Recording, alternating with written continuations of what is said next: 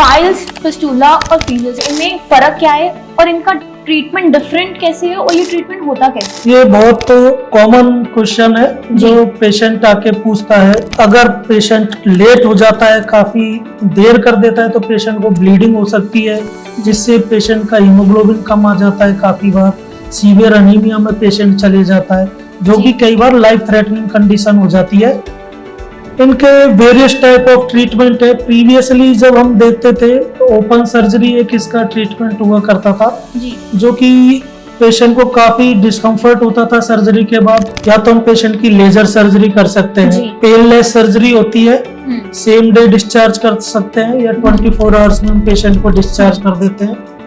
कोई चीरा नहीं होता है, कोई कट नहीं होता है, क्योंकि लोग बहुत डरते हैं इस चीज से। लोग अगर पाइल्स की बीमारी हो तो इसीलिए पेशेंट नहीं आता है। जी हाँ, प्रिवेंशन बता सकते हैं हमें? चाहे वो फिशर है, चाहे वो फिस्टुला है, जी, चाहे वो पाइल्स है, जी, रूट कॉज केवल और केवल एक ही होता है, वो है कॉन्स्टिपेशन। जेकर सड़क ते जाओ ਤਾਂ ਕਹਿੰਦੇ ਨੇ ਕਿ ਦੁਰਘਟਨਾ ਦੇ ਨਾਲੋਂ ਦੇਰੀ ਭਲੀ ਹੈ, ਪਰ ਜੇਕਰ ਇਹੀ ਸਵਾਲ ਜ਼ਿੰਦਗੀ ਦਾ ਹੋਵੇ ਤਾਂ ਕਹਿੰਦੇ ਨੇ ਕਿ ਦੇਰੀ ਨਾ ਕਰੋ, ਜਲਦ ਤੋਂ ਜਲਦ ਇਲਾਜ ਕਰਾਓ। ਤੇ ਅਜਿਹੀ ਕੁਝ ਬਿਮਾਰੀਆਂ ਹੁੰਦੀਆਂ ਨੇ ਜਿਨ੍ਹਾਂ ਬਾਰੇ ਲੋਕ ਗੱਲ ਕਰਨ ਤੋਂ ਵੀ ਝਿਜਕਦੇ ਨੇ, ਤਾਂ ਇਲਾਜ ਕਦੋਂ ਕਰਾਉਣਗੇ?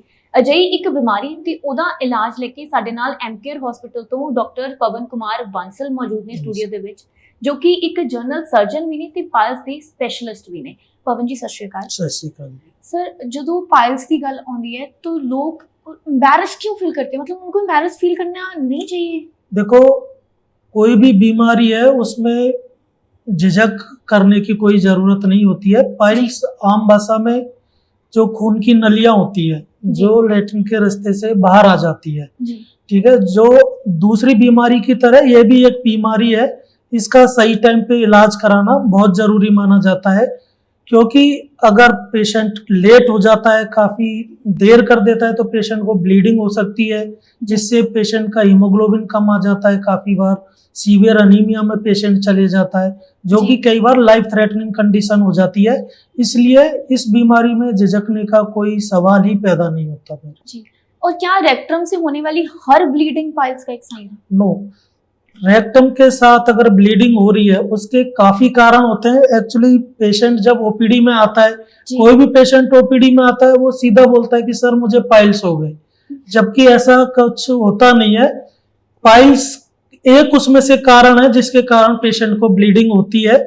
इसके कारण पेशेंट को अगर फिशर है या फिस्टुला है, या कुछ पेशेंट आते हैं वो बोलते हैं कि मुझे पाइल्स है, लेकिन कई बार उनको ग्रोथ होती है रेक्टम में, कैंसर जैसी बीमारियां होती है, ठीक है। कई बार अल्सर होता है, कई बार ग्रोथ होती है, उसको हम पॉलिप बोलते हैं, जिसके कारण भी पेशेंट को ब्लीडिंग होती रहती है।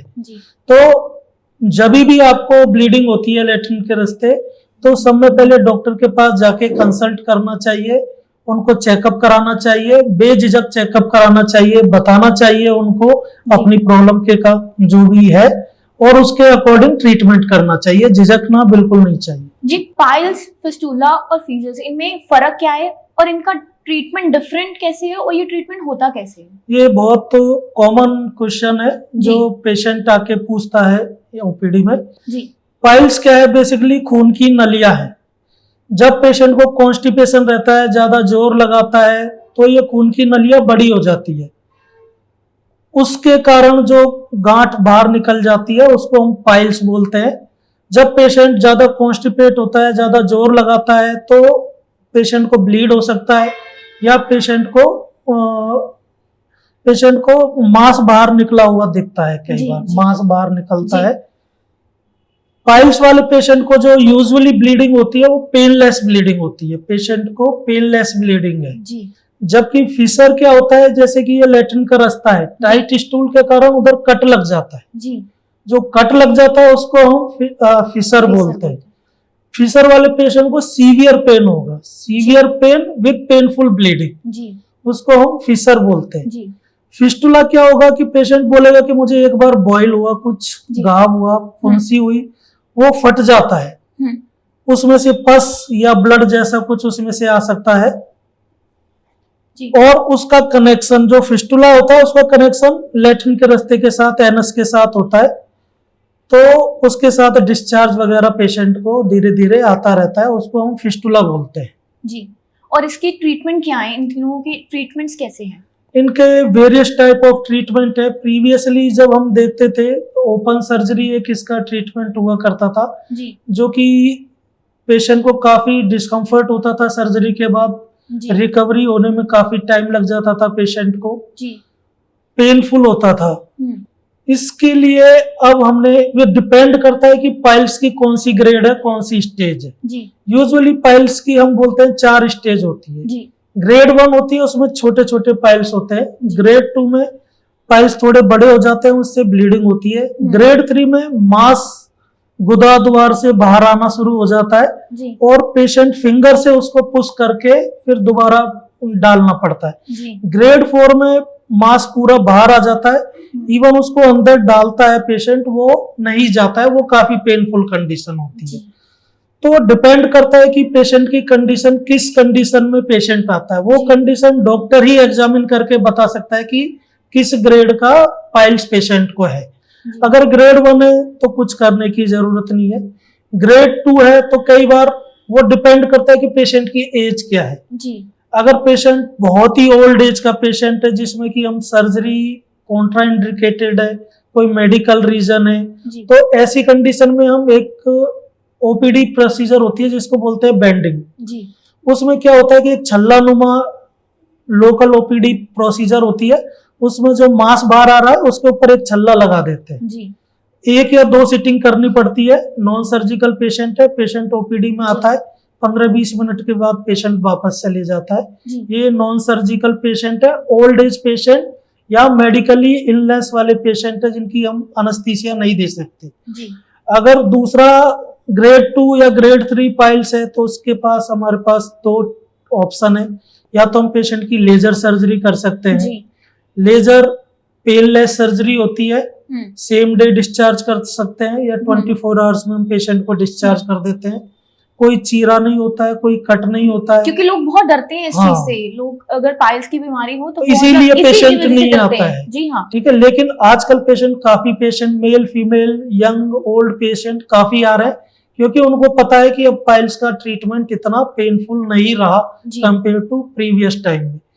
तो हम लेजर सर्जरी कर सकते हैं। तीसरा हमारे पास होता है एक स्टेपलर। जी स्टेपलर एक टेक्निक होती है, उसमें हम, एक स्टेपलर मशीन होती है, वो लैट्रिन के रास्ते के अंदर डालते हैं, जी वो पाइल्स को अपने आप ही काटते हैं और अपने आप ही उधर जोड़ डाल देता है। जी तो पेशेंट को कोई कट नहीं लगता है। पेशेंट नेक्स्ट डे उसको हम डिस्चार्ज कर देते हैं, जी कोई पेनफुल नहीं होता। थोड़ा बहुत डिस्कम्फर्ट 5-7 दिन थोड़ा बहुत रहता है, जी पर प्रीवियस सर्जरी की तरह जैसे ओपन सर्जरी में करते थे काफी पेनफुल होता था, वो इतना पेनफुल नहीं होता है। अगर ग्रेड 4 है या बहुत ज्यादा बाहर आ गया जी तो कई बार हमें कन्वेंशनल तरीके से करना पड़ता है, वो जो कि आजकल बहुत रेयर केसेस में करना पड़ता है। ले- फिस्टुला, फिस्टुला क्या होता है कि लैट्रिन के रास्ते के साथ कम्युनिकेशन हो गया, उसको फिस्टुला बोलते हैं। उसका ट्रीटमेंट सर्जरी ही है। उसके लिए भी पहले हम कन्वेंशनल तरीके से सर्जरी करते थे, उसको चीरा लगा के सर्जरी करते थे। आजकल जो ट्रैक होता है उसको हम लेजर फाइबर से जला देते हैं, जी तो हॉस्पिटल स्टे और पोस्ट ऑपरेटिव पेन पेशेंट को काफी कम होता है। जी फिशर क्या होता है, फिशर में जो लैट्रिन के रास्ते कट लग जाता है उसको हम फिशर बोलते हैं। जी उसमें हम क्या कर सकते हैं कि एक लेजर सर्जरी होती है, लेजर स्पिंक्टरोटमी बोलते हैं, जी या लेजर फिशरेक्टमी होती है। उसमें भी हॉस्पिटल स्टे पेशेंट का काफी कम रहता है कंपेयर टू ओपन सर्जरी। जी। और लेजर ट्रीटमेंट में मतलब कितना टाइम पेशेंट को रेस्ट करना चाहिए? लास्ट कुछ भी नहीं है पेशेंट का। नेक्स्ट डे से अगर पेशेंट चलना फिरना चाहे, अपना डेली रूटीन का काम करना चाहे तो वो आराम से कर सकता है। डिस्कम्फर्ट 2 या 3 दिन पेशेंट को रहता है, पर इसके बाद अपना जो भी रूटीन काम है पेशेंट वो कर सकता है। जी, हमने ट्रीटमेंट की बात की, लेकिन क्या कुछ ऐसी चीजें का प्रिवेंशन बता सकते हैं हमें कि कौन से लाइफस्टाइल चेंजेस हैं जिसकी वजह से पाइल्स को अवॉइड कर सकते मैं हैं? बताना चाहूंगा आपको, चाहे वो फिशर है, चाहे वो फिस्टुला है, जी चाहे वो पाइल्स है, जी रूट कॉज केवल और केवल एक ही होता है, वो है कॉन्स्टिपेशन। जी अगर पेशेंट किसी भी तरह कॉन्स्टिपेशन को अवॉइड कर सके, कॉन्स्टिपेशन को अवॉइड कैसे कर सकते हैं, हाइड्रेशन अच्छा रखना है, पानी अच्छे से पीना है पेशेंट को। दूसरा है फाइबर वाली diet, high fibre diet patient को लेनी चाहिए।